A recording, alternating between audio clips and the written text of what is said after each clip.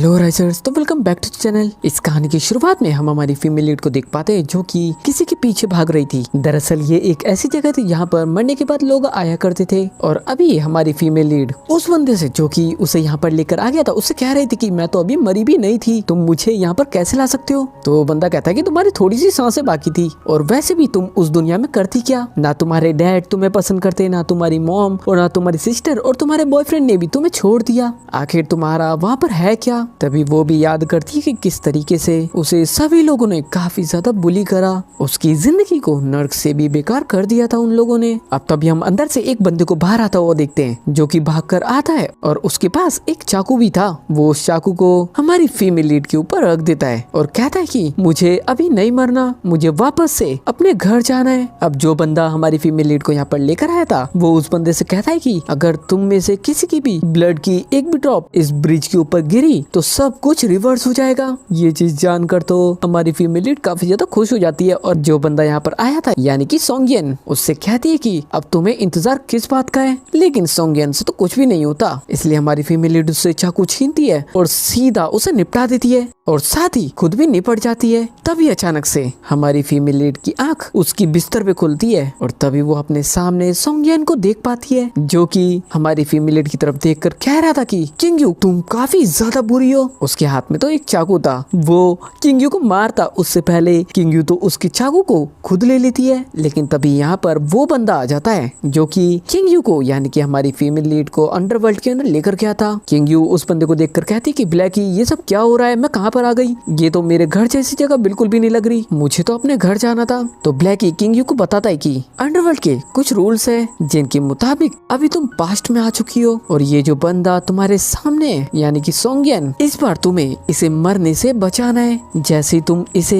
3 महीने बाद मरने से बचा लोगी तुम वापस से अपने घर जा पाओगी और साथ ही अंडरवर्ल्ड भी सेफ हो जाएगा। ये चीज कहकर ब्लैकी तो यहाँ से चला जाता है। अब ब्लैकी के जाते के साथ ही सोंगियन अनफ्रीज हो जाता है और वो किंगयू से कह रहा था कि तुम एक बहुत ही बुरी लड़की हो, तुम्हें मैं छोड़ूंगा नहीं। अब इतना कम नहीं था, तभी यहाँ पर सोंगियन की मॉम भी आ जाती है और वो काफी ज्यादा गुस्सा करते हुए यहाँ पर आ रही थी। किंगयू जैसे ही सोंगियन की मॉम को देखती है तो उसे ऐसा लगता है कि अब वो आकर उसे काफी ज्यादा पीटने वाली है। इस वजह से किंगयू मन के अंदर कहती है कि इस बार मैं बिल्कुल भी बुली होने वाली नहीं हूँ, अगर किसी ने भी मेरे साथ कुछ भी करने की कोशिश करी तो मैं उसे छोड़ूंगी नहीं। ये चीज वो मन के अंदर कह रही थी। लेकिन जैसे ही सोंगियन की मॉम उसके बिल्कुल पास आती है वो तो उसे इग्नोर करके सोंगियन के पास जाती है और उसे मारने लग जाती है और कहने लग जाती है कि तुम किंगयू को किस तरीके से परेशान कर सकते हो। किंगयू तो ये देखकर कम्प्लीटली शॉक्ड थी क्योंकि सोंगियन की मॉम सोंगियन की साइड नहीं ले रही थी बल्कि किंगयू की साइड ले रही थी। और इतना कम नहीं था, यहाँ पर सोंगियन की बहन भी आ रखी थी, वो भी यहाँ पर आकर सोंगियन को काफी ज्यादा डांट रही थी। जो सोंगियन था उसे अंडरवर्ल्ड से यहाँ पर आने तक कुछ भी याद नहीं था, वो सब कुछ भूल चुका था। इसके बाद जब किंगयू बाहर की तरफ आती है तो सोंगियन की मॉम उसका हाथ देखते हुए कहती है कि तुम्हें तो काफी ज्यादा चोट लग गई क्योंकि उसने चाकू जो पकड़ा था। इस वजह से सोंगियन की मॉम उसकी काफी ज्यादा फिक्र करने लग जाती है और साथ ही उसकी काफी ज्यादा केयर भी करती है, जिसे देखकर तो किंगयू काफी ज्यादा इमोशनल हो जाती है क्योंकि आज से पहले कभी भी उसकी इतनी ज्यादा फिक्र किसी ने भी नहीं करी थी। और ये बात सिर्फ वही समझ सकता है जिसके पास कोई नहीं होता। और इतना कम नहीं था, सोंगियन की बहन भी अपनी मॉम की मदद करा रही थी और अपनी सिस्टर इन लॉ की केयर कर रही थी। किंगयू को तो उसके पास्ट की यादें आने लग जाती है जहाँ पर उसकी मॉम एंड सिस्टर उसे नौकरों की तरह रखती थी। ये सब चीजें याद करके किंगयू तो काफी ज्यादा रोने लग जाती है क्योंकि ये सब उसके लिए एकदम ड्रीम जैसा था। ये सिर्फ वही समझ सकता है जो कि हमेशा से अकेला रहा हो और फिर अचानक से उसे कोई ऐसा मिल जाए जो कि उसे सच में समझता हो और ये फीलिंग बिल्कुल ड्रीम जैसी होती है जैसे कभी टूट ना जाए। अब किंगयू यहाँ पर रो ही रही थी, तभी यहाँ पर सोंगियन आकर उसे देखता हुआ कहता है कि अब ये इतना नाटक क्यों कर रही है। सोंगियन की मॉम उसके ऊपर गुस्सा करते हुए कहती है कि तुम यहाँ से चुपचाप चले जाओ, तुम यहाँ से पिट कर जाओगे या फिर चुपचाप जाओगे। सोंगियन की सिस्टर सोंगियन से कहती है कि सिस्टर इन लॉ के हाथ में कितनी ज्यादा चोट लगी है तुम्हें पता भी है क्या, जबकि सोंगियन का तो पूरा हाथ कटा हुआ था, वो अपनी चोट दिखाता भी है लेकिन उसकी सिस्टर उससे कहती है कि मुझे कुछ भी नहीं सुनना, तुम यहाँ से चले जाओ। सिस्टर एंड मॉम तो उसे पूरी तरीके से इग्नोर कर देती हैं। अब मॉम एंड सिस्टर के जाने के बाद सोंगियन सोंगयन किंग यू से कहता है कि अब तो तुम्हें मुझे इस तरीके से परेशान कर कर काफी ज्यादा मजा आ रहा होगा। किंग यू अपनी आंसू पोंछने के बाद सोंगयन से कहती है कि पिछली बार के लिए मुझे माफ कर दो, मैं अब पिछली बार वाली गलतियां फिर दोबारा से नहीं दोहराने वाली, इस बार मुझ पे भरोसा करो। सोंगयन तो कहता है कि तुम्हें ये सब चीजें करने की जरूरत नहीं है, तुम चाहे जो मर्जी कर लो, मैं तुम्हें जल्दी से जल्दी डिवोर्स दे दूंगा। किंग यू सोंगयन से कहती है कि ठीक है, अगर तुम मुझे डिवोर्स देना चाहते हो तो दे सकते हो। जिस बात को सुनकर सोंगयन भी कम्प्लीटली शॉक था और कहता है कि क्या सच में? किंग यू कहती है कि लेकिन डिवोर्स तुम सिर्फ 3 महीने बाद ही दे सकते हो, क्योंकि किंग यू को अपना काम भी तो कंप्लीट करना था, उसे सोंगयन की जान जो बचानी थी। नेक्स्ट डे जब किंग यू घर के बाहर बैठी हुई थी तभी उसके सामने कुई नाम की एक लड़की आ जाती है जो कि अपने साथ कुछ चीज लेकर आई हुई थी और वो किंग यू को देखकर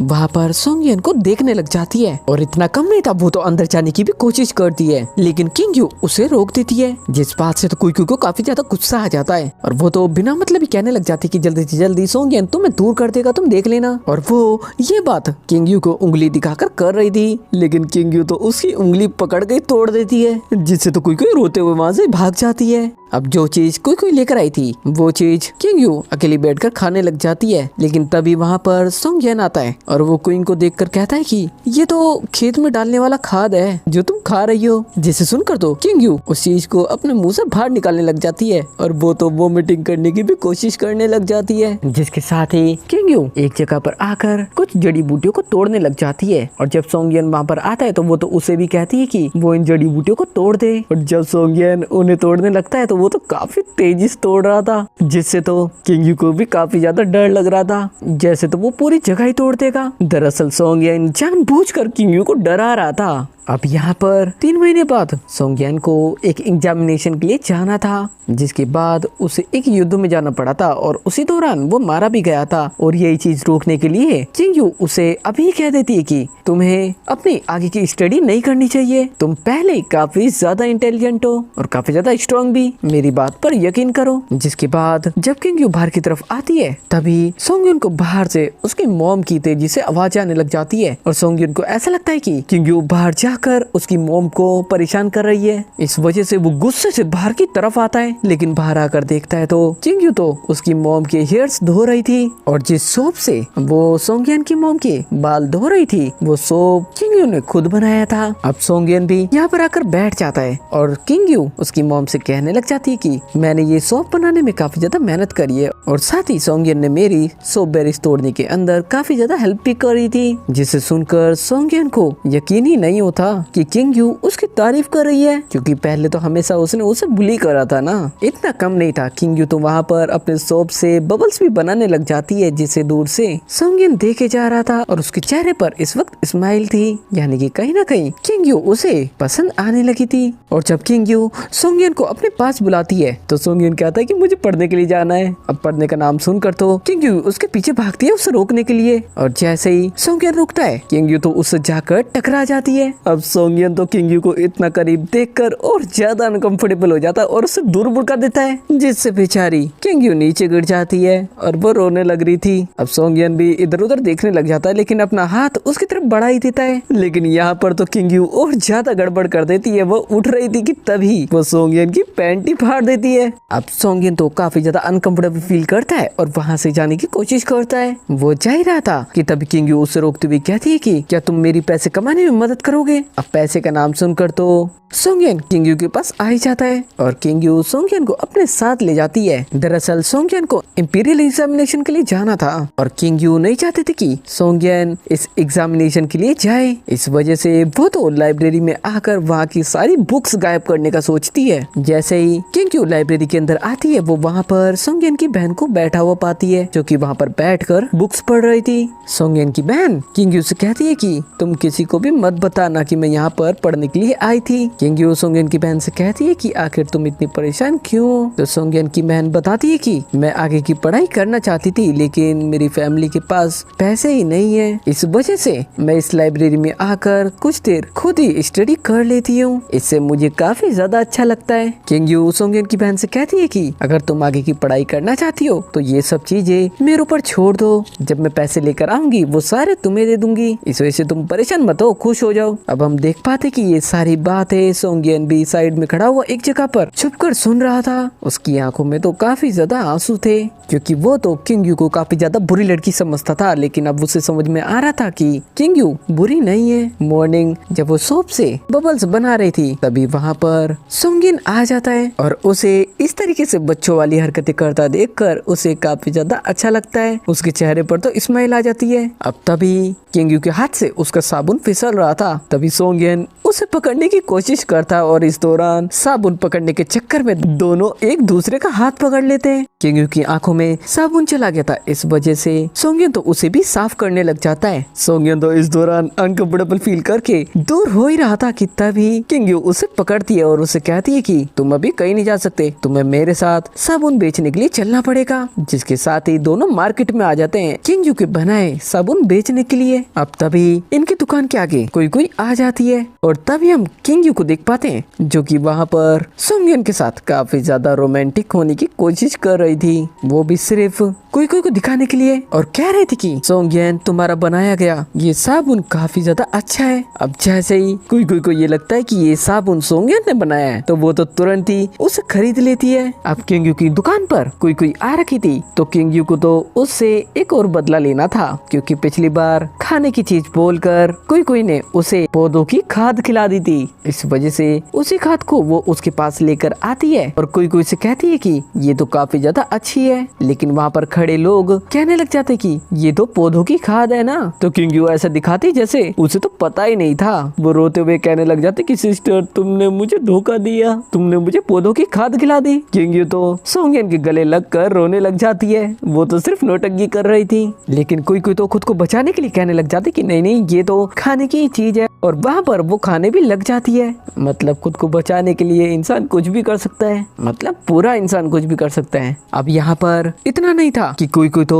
किंगयू से कहने लग जाती है कि तुम्हें लगता होगा सोंगियन तुम्हें काफी ज्यादा पसंद करता है, लेकिन ऐसा बिल्कुल भी नहीं है। लेकिन किंगयू काफी ज्यादा प्यार से कहती है कि सोंगियन मेरा हस्बैंड है और मुझे उसके बारे में हर चीज मालूम है, वो मुझसे बहुत ज्यादा प्यार करता है। अब ये चीज सुनकर तो सोंगियन को भी थोड़ा सा अच्छा लगता है। कोई तो यहाँ पर किंगयू को मारने की भी कोशिश करती है, लेकिन सोंगियन के रहते हुए वो उसे कैसे मार सकती थी। इस वजह से वो गुस्से से वहाँ से जाने लग जाती, लेकिन तभी उसके सामने सोंगियन की मॉम आ जाती है और वो आते के साथ ही कोई के ऊपर काफी ज्यादा भड़क जाती है और वो तो उसे थपड़े पे थपड़े मारे जाती है। सोंगियन की मॉम तो कोई को इतने थपड़े मारती है कि वहाँ पर उसका बैंड बजा देती है। किंग को तो यहाँ पर काफी ज्यादा अच्छा लगता है कि सोंगियन की मॉम उसकी मदद कर रही है, और वो मन के अंदर कहती है कि मुझे कितनी अच्छी फैमिली मिली है। फिर वो सोंगियन की मॉम से कहती भी है कि आपके हाथ में चोट तो नहीं लगी ना, आप ठीक हो ना। सोंगियन की मॉम कहती है कि मैं बिल्कुल ठीक हूँ। अब यहाँ पर किंग का बिजनेस नहीं चलता, वो उसके साबुन अच्छे से नहीं बेच पाती। इस वजह से नेक्स्ट डे वो एक लेडी के पास जाती है और उसे अपने साबुन का सैंपल दिखाती है और अपने साबुन की खास बातें भी उस लेडी को बताती है। लेकिन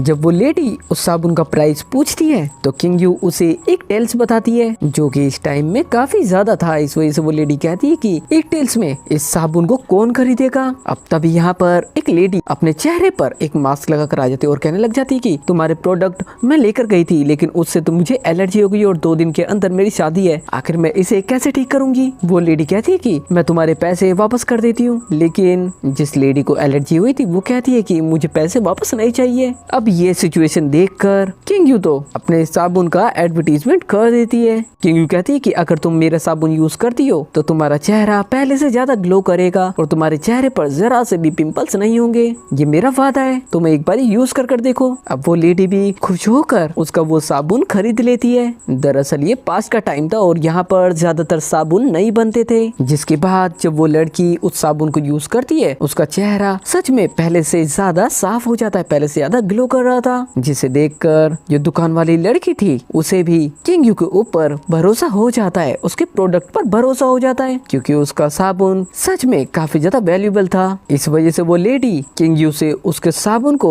ज्यादा क्वांटिटी में खरीदने के लिए रेडी हो जाती है। और जब किंग अपना साबुन बेचकर बाहर की तरफ देखती है तो वो सोंगियन को किसी और लड़की के पास देख पाती है, जिसे देखकर उसे काफी ज्यादा जेलसी फील होती है और वो मन के अंदर कहती है कि ये बदमाश अब किसी और लड़की के साथ फ्लर्ट कर रहा है। इस वजह से वो तो खुद उसके पास आ जाती है और उसके पास आने के साथ साथ उसके चिपकने भी लग जाती है और कहने लग जाती है कि जानू तुम तुम मुझे अकेला छोड़कर आ गए थे। अब वो लड़की जो अब तक यहाँ पर सोंगयन को सिंगल समझ रही थी, वो कहती है कि क्या तुम मैरिड हो? तो सोंगयन भी कहता है कि हाँ मैं मैरिड हूँ। किंगयू तो उस लड़की से कहती है कि तुम मैरिड की बात कर रही हो, मेरे पेट में तो सोंगयन का बच्चा भी है। ये चीज सुनकर तो वो लड़की वहाँ से भाग जाती है। अब बच्चे वाली बात सुनकर तो सोंगयन खुद भी कम्प्लीटली शॉक्ड था। अब उस लड़की के जाते के साथ ही सोंगयन तो किंगयू से कहने लग जाता है कि तुम इस तरीके से बिना मतलब की बातें मिस्सी के सामने कैसे बोल रही थी? किंगयू कहती है कि क्या तुम्हें वो लड़की कुछ ज्यादा ही पसंद है? अगर पसंद है तो जाओ उसके पास। सोंगयन कहता है कि नहीं ऐसी बात नहीं है, वो बस मेरी दोस्त है। किंगयू कहती है कि अच्छा दोस्त है तो जाओ जाओ उसके पास चले जाओ। ये कहकर किंगयू जाने लगती है, लेकिन तभी सोंगयन तो उसका हाथ पकड़कर अपनी ओर खींच लेता है और किंगयू उसके सीने से लग जाती है। और सोंगयन किंगयू को पकड़कर उससे कहता है कि मुझे पता है तुम्हें जेलसी फील हो रही है, ये सच है ना? किंगयू तो उसके पैर पर अपना पैर तेजी से मारती है और वहाँ से चली जाती है। अब रात को आज जितने भी साबुन बेचकर पैसे कमाए थे वो घर लाकर सोंगयन के छोटे भाई को दे देती है और थोड़े से सोंगयन की सिस्टर की पढ़ाई के लिए और बाकी सारे वो सोंगयन की मॉम को दे देती है। लेकिन सोंगयन की मॉम किंगयू से कहती है कि तुमने दिन भर मेहनत करके वो पैसे कमाए, ये सारे पैसे मुझे नहीं चाहिए। लेकिन किंगयू उन पैसों को वापस नहीं लेती और कहती है कि ये आपके काम आएंगे और आपको इन्हें खर्च करना अच्छे से आता है। ये सब चीजें देखकर सोंगयन भी काफी ज्यादा इमोशनल हो गया था, उसकी आंखों में आंसू थे और किंगयू को भी काफी ज्यादा अच्छा लग रहा था यहाँ सोंगयन की फैमिली के साथ मिलकर रहना। वो तो इस वक्त आसमान की तरफ देखती है और कहती है कि जिन लोगों को मैं पसंद करती हूँ वो अपनी जिंदगी अच्छे से जिए। इसके बाद नेक्स्ट डे जब किंगयू और सोंगयन एक जगह से जा रहे तो किंगयू सोंगयन से कह रही थी कि अब तुम्हें मेरी बिजनेस में मदद करनी पड़ेगी। सोंगयन कह रहा था कि तुम अब मुझसे गुस्सा तो नहीं हो ना? किंगयू कहती है कि मैं अभी गुस्सा नहीं हूँ। और वो बहुत सारे पानी के बीच कुछ पत्थर लगे हुए थे जिन पर चलकर जा रहे थे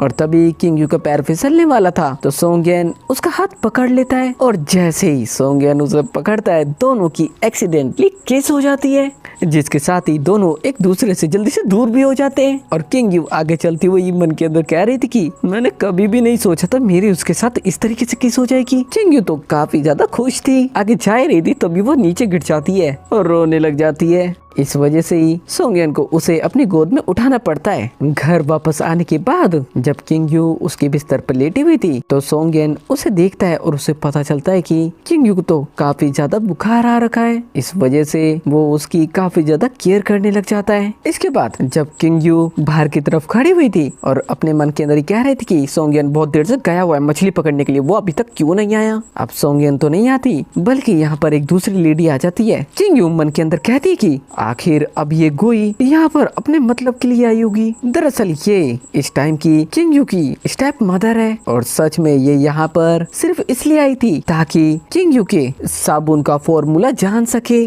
फॉर्मूला नहीं बताया था, इस वजह से गुई तो कुछ ज्यादा ही गुस्सा करने लग जाती है। गुई तो किंगयू का गला ही पकड़ लेती है और उसे दबाने की कोशिश करती है, लेकिन किंगयू तो जोर से उसे एक थपड़ा मारती है जिससे गुई दूर हो जाती है। लेकिन गुई पलटकर उस पर वार करती उससे पहले ही यहाँ पर सोंगयन आ जाता है। सोंगयन गुई से कहता है कि अब किंगयू मेरी वाइफ है, इस वजह से उसे हाथ भी मत लगा देना। दरअसल अब सोंगयन को समझ में आ गया था कि किंगयू कोई बुरी लड़की नहीं है, अब वो बदल चुकी है। किंगयू सोंगयन से कहती है कि मुझे मेरी फैमिली के साथ पूरी तरह से रिश्ता तोड़ना है। सोंगयन कहता है कि मैं तुम्हारी इसमें मदद करूंगा। किंगयू को तो बस यही तो सुनना था। किंगयू आज काफी ज्यादा खुश थी क्योंकि सोंगयन हमेशा उसे हेट किया करता था, लेकिन आज पहली बार उसने उससे कहा था कि मुझे अब तुम बुरी नहीं लगती। इसके साथ ही घर आने के बाद सोंगयन किंगयू की काफी ज्यादा केयर कर रहा था। वो तो उसे एक चेयर पर बैठाकर उसके बालों को भी धोने लग जाता है और इस दौरान किंगयू को तो कुछ हो रहा था और तभी सोंगयन से साबुन किंगयू के ऊपर गिर जाता है। वो उसे उठाने के लिए जाता ही है और इस वक्त वो किंगयू के फेस के बिल्कुल करीब था। इस वजह से किंगयू तो उसे पकड़ती है और तुरंत ही उसे किस करने लग जाती है। ये दोनों किस कर ही रहे थे कि तभी अचानक से सोंगयन की बहन यहाँ पर आ जाती है और जैसे वो ये देखती है वो इधर उधर देखने लग जाती है और कहती है कि मुझसे गलती हो गई, मैं वापस जा रही हूँ, मैंने कुछ भी नहीं देखा। दरअसल यहाँ पर किंगयू का प्लान तो ये था कि वो कैसे भी कर सोंगयन सोंगयन को पढ़ने से रोके ताकि वो एग्जामिनेशन के अंदर जा ही ना पाए। इस वजह से किंग यू तो सोंगयन के साथ मछली पकड़ने के लिए भी आ जाती है और उससे कहने लग जाती है कि मेरी अभी काफी ज्यादा तबीयत खराब है, तुम्हें जल्दी से जल्दी मछली पकड़नी चाहिए, मुझे भूख लगी है। सोंगयन कह रहा था कि मैंने कल भी अच्छे से पढ़ाई नहीं करी और आज भी नहीं करी, काफी ज्यादा टाइम बर्बाद कर दिया मैंने। जबकि उसे कहाँ पता था कि टाइम तो किंग यू जानबूझकर उसका बर्बाद करवा रही थी। किंग यू सोंगयन से कहती है कि क्या तुम्हें बाकी दूसरी चीजें मुझसे ज्यादा इम्पोर्टेंट लगती है? ये कहकर वो रोने का नाटक करती है। सोंगयन कहने लग जाता कि अरे अरे नहीं, ऐसी बात नहीं है, मैंने ऐसा भी नहीं कहा। अब रात को जब दोनों अपने रूम के अंदर थे तभी उन्हें बाहर से कुछ आवाजें आती है और जैसे ही दोनों बाहर जाते हैं वो वहाँ पर दो भाई यूटियान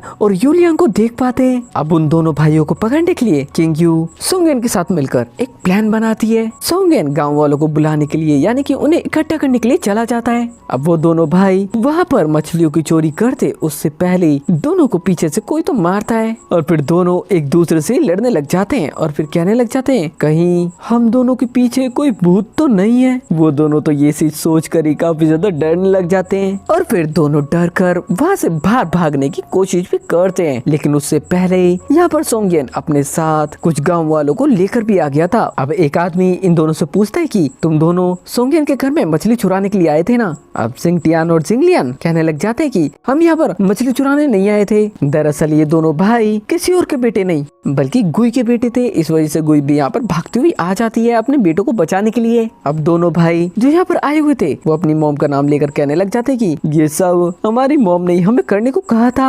हम किंग यू को देख पाते हैं जो कि अपनी मदर के ऐसे करने पर काफी ज्यादा नौटंकी कर रो रही थी, वो भी सोंगयन के गले लगकर, और कह रही थी कि मेरी मॉम ऐसा कैसे कर सकती है। गुई तो कहने लग जाती है कि अरे अरे मेरे बेटे तो कुछ भी बोलते हैं, वो कुछ भी बोल रहे हैं। अब यहाँ पर गाँव का सीनियर भी आया हुआ था। इस वजह से गाँव का सीनियर यहाँ पर सोंगयन से और किंग यू से कहता है कि अब गुई फैमिली ने ये सब चीजें करी है तो बताओ तुम क्या चाहते हो। तभी किंग यू तो इस मौके का फायदा उठाते हुए कहती है कि मैं अब जियांग फैमिली से यानी कि गुई की फैमिली से जरा सा भी रिलेशन नहीं रखना चाहती। आज से उनका और मेरा कोई भी रिश्ता नहीं है, मैं उनसे रिश्ता तोड़ना चाहती हूँ, जिसके लिए भी गाँव का सीनियर मान जाता है। अब यहाँ से सभी के जाने के बाद किंग यू तो कुछ ज्यादा ही उदास हो जाती है, वो तो रोने लग जाती है। लेकिन सोंगयन उसके पास आता है और उससे कहता है कि उसे रोने की जरूरत नहीं है, उसके पास उसकी अच्छी फैमिली है ना, उसका ब्रदर, उसकी सिस्टर, उसकी मॉम। किंग यू कहती है कि हाँ मैं जानती हूँ वो काफी अच्छे हैं। सोंगयन कहता है कि हम हमेशा साथ मिलकर रहेंगे। अब ऐसे ही बात करते करते दोनों एक दूसरे के काफी ज्यादा क्लोज आ जाते हैं और दोनों एक दूसरे को किस कर ही रहे थे कि तभी यहाँ पर सोंगयन की सिस्टर आ जाती है। लेकिन वो इन दोनों को देखती उससे पहले ये दोनों फटाफट से छुपने की कोशिश करने लग जाते हैं। इस वजह से सोंगयन की सिस्टर इन्हें नहीं देख पाती। अब नेक्स्ट डे किंग यू अपने साबुन को बेचने के लिए वापस से डोंगजिया नाम की उस लड़की के पास आ जाती है और यहाँ वो डोंगजिया से ये भी पूछती है कि क्या वो जियांगडू में किसी को जानती है, उसे वहाँ पर एक दुकान खोलनी है। दरअसल जियांगडू बिजनेस के लिए एक अच्छी जगह थी। डोंगजिया किंग यू से कहती है कि मैं 10 दिन बाद जियांगडू जाऊंगी तो तुम भी मेरे साथ चल लेना। अब यहाँ से वापस जाते वक्त सोंगयन किंग यू से कहता है क्या तुम सच में जियांगडू जाना चाहती हो? किंग यू सोंगयन से कहती है कि हाँ वो जगह काफी ज्यादा अच्छी है, इस वजह से मैं चाहती हूँ कि हम सभी वहाँ पर जाकर रहे। साथ ही किंग यू कहती है कि क्या तुम वहाँ पर नहीं जाना चाहते? सोंगयन कहता है कि ऐसा नहीं है, जहाँ तुम जाओगी मैं तो वहाँ पर चलने को तैयार हूँ, लेकिन उससे पहले मैं अपना इंपीरियल एग्जाम खत्म करना चाहता हूँ। अब किंग यू जियांगडू इसलिए जाना चाहती थी ताकि सोंगयन उसका एग्जाम ना दे पाए, जिससे वो सोंगयन को बचा सके। अब यहाँ पर जैसे सोंगयन एग्जाम की बात करता है किंग यू तो काफी ज्यादा गुस्सा हो जाती है। इस वजह से किंग यू गुस्से में सोंगयन से कहती है कि क्या तुम्हारे लिए वो एग्जाम इतना जरूरी है? सोंगयन कहता है कि मेरी मॉम ने मेरे लिए काफी ज्यादा मेहनत करी है, जबकि हमारे पास ज्यादा पैसे भी नहीं हुआ करते थे। किंग यू मन के अंदर ही कहती है कि क्या तुम जानते भी हो तुम पहला अवार्ड जीतने के बाद ही मारे जाओगे और मैं नहीं चाहती कि तुम मरो। लेकिन हकीकत में तो वो सोंगयन के सामने ये बोल जाती है कि तुम उस एग्जाम के लायक नहीं हो, तुम्हें वो एग्जाम नहीं देना चाहिए। जिस बात से तो सोंगयन को भी काफी ज्यादा गुस्सा आ जाता है। सोंगयन तो गुस्से में कह देता है क्या तुम्हारे लिए मैं इतना नालायक हूँ? ये कहकर सोंगयन तो गुस्से में वहाँ से चला जाता है। अब हम नेक्स्ट मॉर्निंग का सीन देख पाते हैं जहाँ किंग यू सोंगयन की मॉम के पास आती है उनके लिए एक फेस मास्क लेकर, जो कि सोंगयन की मॉम ने पहली बार देखा था। वो तो काफी ज्यादा खुश हो जाती है। इसके साथ साथ किंग यू तो सोंगयन सोंगयन की मॉम से कहती है कि जियांगडू एक काफी ज्यादा अच्छी जगह है, हम सभी को जाकर वहाँ पर रहना चाहिए ना, और साथ ही मैं वहाँ पर जाकर अपने साबुन का बिजनेस भी करना चाहती हूँ। अब सोंगयन की मॉम को तो किंग यू की बातें काफी ज्यादा अच्छी लगती है, वो तो उसे सपोर्ट करती है। इसके साथ साथ किंग यू तो मॉम से ये भी कहती है कि मुझे सोंगयन का नहीं पता, वो तो इंपीरियल एग्जामिनेशन के लिए प्रिपरेशन कर रहा है, वो मेरी बात मानेगा भी या फिर नहीं मानेगा मुझे नहीं पता। सोंगयन की मॉम कहती है कि वो कैसे तुम्हारी बात नहीं मानेगा, मैं उसे अभी बताती हूँ। अब जैसे ही सोंगयन वहाँ पर आकर बैठता है, सोंगयन की मॉम उससे कहती है कि तुम चुपचाप हमारे साथ जियांगडू चलोगे, लेकिन सोंगयन कहता है कि मैं जियांगडू अभी नहीं जा सकता, मुझे अभी अपना एग्जाम देना है। तभी किंग यू भी काफी ज्यादा नौटंकी करते हुए मॉम से कहने लग जाती कि मॉम इतना भी ज्यादा फोर्स मत करो मेरे हस्बैंड को। ये सारी चीजें सोंगयन समझ पा रहा था कि ये सब किंग यू की बस चाल है उसे अपने साथ लेकर जाने की। अब सोंगयन की मॉम किंग यू का हाथ पकड़ती है और साथ ही अपने बेटे सोंगयन का भी, और सोंगयन से कहती है कि अब से तुम्हें किंग यू की हर बात माननी पड़ेगी, तुम उसे बिल्कुल भी मना नहीं कर सकते। लेकिन सोंगयन तो अपना हाथ दूर हटा रहा था। उसकी मॉम उसे मारने के लिए जाती है तो वो कहने लग जाता है कि ठीक है मैं सारी बातें मानूंगा किंग यू की। अब नेक्स्ट डे किंग यू डोंगजिया के पास जाती है और डोंगजिया का बिजनेस इस दौरान काफी ज्यादा अच्छा चल रहा था, वो भी किंग यू के साबुन की वजह से। डोंगजिया किंग यू को ये भी बताती है कि वो जियांगडू गई थी और वहाँ पर भी उसके साबुन काफी सारे लोगों को पसंद आए। इतना कम नहीं था, जोंगडिया तो किंग यू से ये भी कहने लग जाती है कि मैं एक लड़के को जानती हूँ जो कि काफी ज्यादा अच्छा है, तुम्हें उससे बात करनी चाहिए, तुम्हें उसे डेट करना चाहिए। ये सारी बातें सोंगयन भी सुन लेता है और उसे ये सुनकर बिल्कुल भी अच्छा नहीं लगता। इस वजह से वो तो सीधा किंग यू के पास जाता है और उसे पकड़कर जोंगडिया से कहता है कि मैं उसका हस्बैंड हूँ। जोंगडिया तो कम्प्लीटली शॉक थी, और इतना कम नहीं था, सोंगयन तो सबको कंफर्म कराने के लिए वहाँ पर किंग यू को किस भी कर लेता है।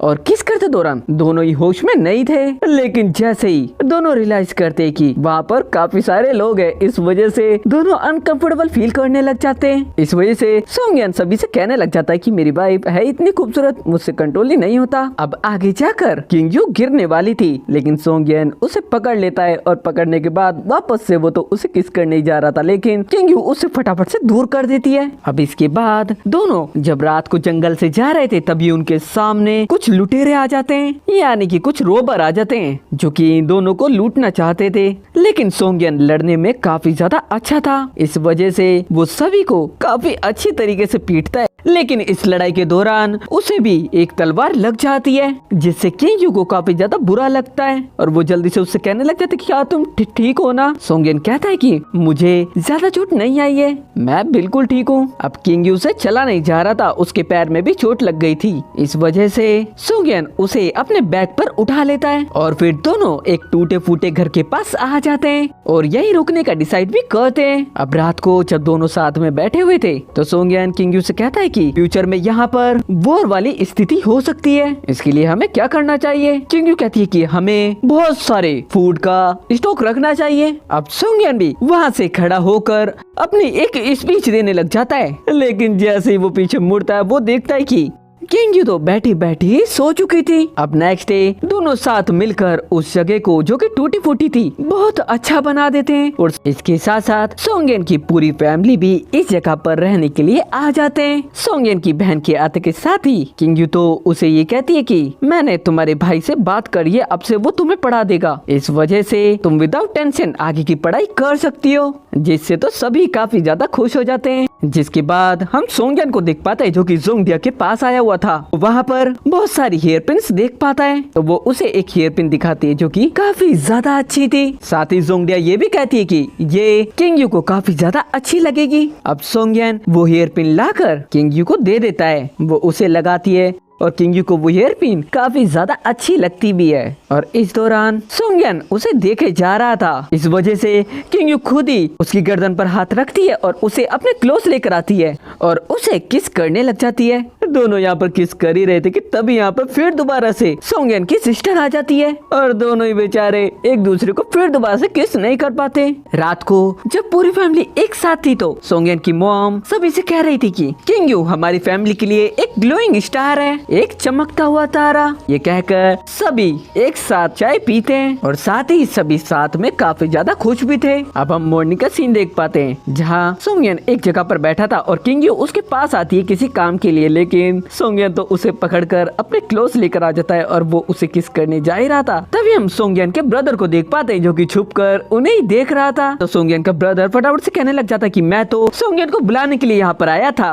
अब इसके बाद बहुत ज्यादा रात हो जाती है, लेकिन सोंगयन अभी भी घर पर नहीं आया था और ना ही उसका ब्रदर घर पर आया था। इस वजह से किंगयू को काफी ज्यादा फिक्र होने लग जाती है। वो तो रात को ही जंगल के अंदर आकर उन्हें ढूंढने लग जाती है कि तभी सामने से सोंगयन को उसका भाई उसके बैग पर उठाकर लेकर आ रहा था। किंगयू के पूछने पर वो बताता है कि जब वो एक वुल्फ का शिकार कर रहे थे तभी उस वुल्फ ने सोंगयन के ऊपर हमला कर दिया था। इस वजह से वो काफी ज्यादा जख्मी हो गया है। इसके बाद किंगयू सोंगयन की काफी ज्यादा फिक्र करती है, उसकी काफी ज्यादा केयर करती है और उसे डांटती हुई ये भी कहती है कि तुम दोबारा से इस तरीके से किसी भी वुल्फ का शिकार करने के लिए नहीं जाओगे। सोंगयन किंगयू से कहता है कि मैं उस वुल्फ को नहीं मारने गया था, लेकिन वो अचानक से ही मेरी तरफ आ गया, इस वजह से ही मैंने उस पर हमला करा। मैं कोई भी शिकार करने नहीं गया था।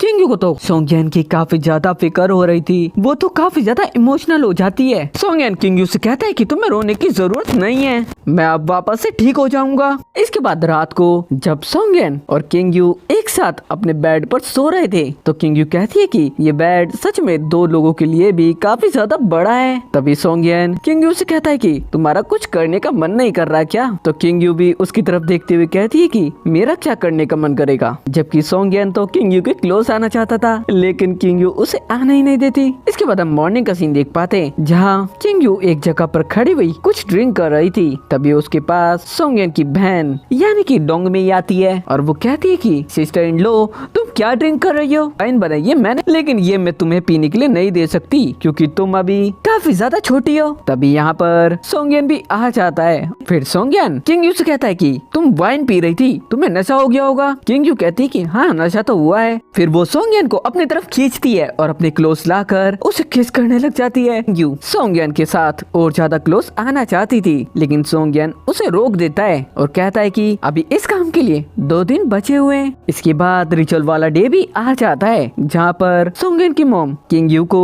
एक ड्रेस देती है जो कि एक वेडिंग ड्रेस थी। ये बिल्कुल शादी की तरह ही एक और रिचुअल था शादी के बाद का। अब यहाँ पर किंगयू और सोंगयन दोनों ही रेडी होकर आ जाते हैं और दोनों यहाँ पर आकर एक दूसरे को किस करते हैं, जिससे ये रिचुअल यहाँ पर कंप्लीट हो जाता है। जिसके बाद रात को दोनों एक रूम के अंदर होते हैं जो कि वेडिंग फर्स्ट नाइट की तरह ही एक नाइट थी। अब दोनों यहाँ पर काफी ज्यादा क्लोज आ जाते हैं। जिसके बाद रात को यहाँ पर कहीं से एक बंदा आ जाता है। सोंगयन के पूछने पर वो कहता है कि वो नॉर्थ की साइड से आया है। इस वजह से सोंगयन उसे यहाँ से दूर भेज देता है और जब वो किंगयू के साथ बैठा हुआ था तो वो किंगयू से कह रहा था कि ये जगह काफी ज्यादा अजीब है, यहाँ पर ज्यादा लोग नहीं आते, लेकिन मुझे काफी ज्यादा हैरानी है कि वो बंदा नॉर्थ से इस जगह पर आ गया। तभी किंगयू को याद आता है कि 3 महीने लगभग पूरे होने ही वाले हैं, जिसका मतलब यही था कि सोंगयन का अंत नजदीकी था और किंगयू को उसे प्रोटेक्ट करना था, उसे बचाना था। यहाँ पर किंगयू सोंगयन की तरफ देखती है और उससे कहती है कि मैं तुमसे कुछ कहना चाहती हूँ, लेकिन ये चीज मैं तुमसे कैसे कहूँ मुझे पता ही नहीं है तुम यकीन करोगे भी या फिर नहीं। लेकिन तभी सोंगयन किंगयू से कहता है कि मुझे पता है तुम असली किंगयू नहीं हो। फिर किंगयू भी सोंगयन से कह देती है कि हाँ मैं इस दुनिया की नहीं हूँ, मैं एक दूसरी दुनिया से यहाँ पर आई हुई हूँ। सोंगयन यहाँ पर किंगयू से ये भी कहता है कि क्या तुम एक दिन यहाँ से चली जाओगी? किंगयू कहती है कि हाँ जिस दिन मैं तुम्हें प्रोटेक्ट कर लूंगी, तुम्हें बचा लूंगी, उस दिन शायद मैं यहाँ से गायब हो जाऊंगी। अब ऐसे ही आखिरी दिन भी आ जाता है और जब सोंगयन और किंगयू एक जगह पर थे, उन्हें एक लेडी के और एक बच्चे के रोने की आवाज आ रही थी। उनके ऊपर कुछ लोग हमला करने के लिए आए हुए थे। सोंगयन चाहता था कि वो जाकर उनको प्रोटेक्ट करे, उनकी मदद करे, लेकिन किंगयू उसे जाने ही नहीं दे रही थी क्योंकि आज के दिन भी कुछ भी हो सकता था। लेकिन सोंगयन से रुका नहीं जाता और वो कहता है कि मैं ऐसे ही किसी इंसान को मरने नहीं दे सकता, जबकि मैं उसे बचा सकता हूँ। इसलिए किंग यू भी मान जाती है और वो सोंगयन के साथ बाहर आ जाती है। यहाँ पर सोंगयन उन सभी बंदों को काफी ज्यादा पीटता है। सबको मारने के बाद वो रिलैक्स हो ही रहा था कि तभी किंग यू देख पाती है कि एक बंदा वहाँ पर खड़ा होकर एक तीर सोंगयन की तरफ चला देता है। वो सोंगयन को लगती उससे पहले ही किंग यू उसके आगे आ जाती है और वो तीर उसकी बैक में लग जाता है, जिससे किंग यू वही मारी जाती है। तभी अचानक से किंग यू खुद को अंडरवर्ल्ड के अंदर पाती है तो उसके सामने ब्लैकी खड़ा था। ब्लैकी किंग यू से कहता है कि तुमने सोंगयन को बचाकर अंडरवर्ल्ड को भी बचा लिया है। अगर तुम ऐसा नहीं कर पाती तो काफी सारी चीजें